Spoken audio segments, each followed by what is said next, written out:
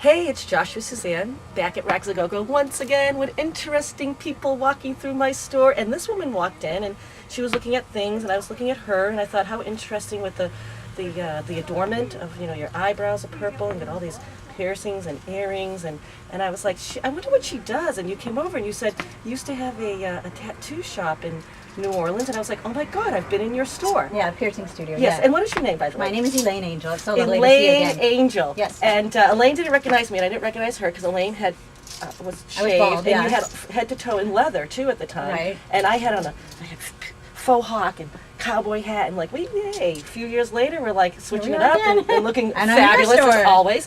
And so, Elayne, you had a store, actually a tattoo shop that was very well known, piercing studio that was very well known in New Orleans.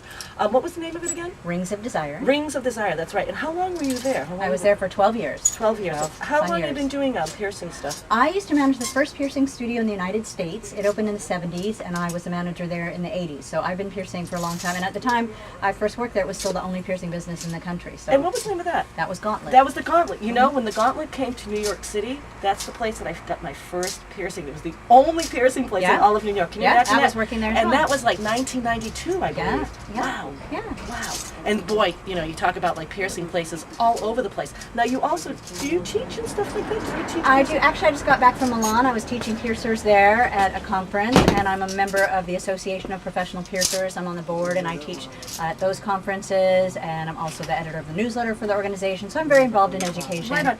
How is the piercing environment today? Is it growing? Has it lagged? Is it coming back? Is it I think it's kind of stabilized. Piercing's become a part of our modern culture. It's something that's an option that now everybody knows about. Like when I was first into piercing, I told people my tongue piercing was an acupuncture stud for weight control because nobody ever heard of a tongue piercing. So like, you know, things have changed. It's become a part of our culture. People have options now, and it exists. So what I did is I wrote the first book on body piercing. It's called The Piercing Bible, and it's the first book that's got factual information in a printed form in the English language that delves deeply and authoritatively into the subject of body piercing. Right on, right on. Now, do you do performance and stuff like that at all? Or do you, like when you say you teach, like what do you teach you? This is what I'm curious about. I do classes, like at the APP, I've taught everything from customer service and public speaking to genital piercing techniques. That's one of my specialties, and I'm piercing next month in Texas, and I think 99% of my appointments are for female genital piercings. And wow! Yeah, so I'm like the genital piercing lady. Pretty cool, by the way. I heard it's it like very really, cool. I heard it really increases. That's everything. The whole idea. It's all about that. Yeah. Right on, so, right and I was on. just at Yale, and I did a presentation on erotic piercings there.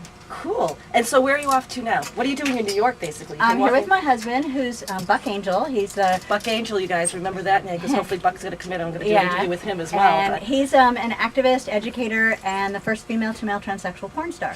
And so he was speaking at Yale. They gave him a master's tea in his honor, which was really amazing. And he was on a panel. And then here he's performing at the Box. Cool. Right on. Well, sweetheart, you know what? Have too much fun while you're here in New York. It's so great to see you always again. have fun with your life. I do too. I do. And guys, you know what? Being different pays off, believe me. Be yourself. Exactly. Be yourself. Be yourself. Don't be afraid of just being. Yeah. Right? Have a good time. Life's too short. Right on. Mwah. All right, good you guys. to see you. We'll see you. Bye. Bye.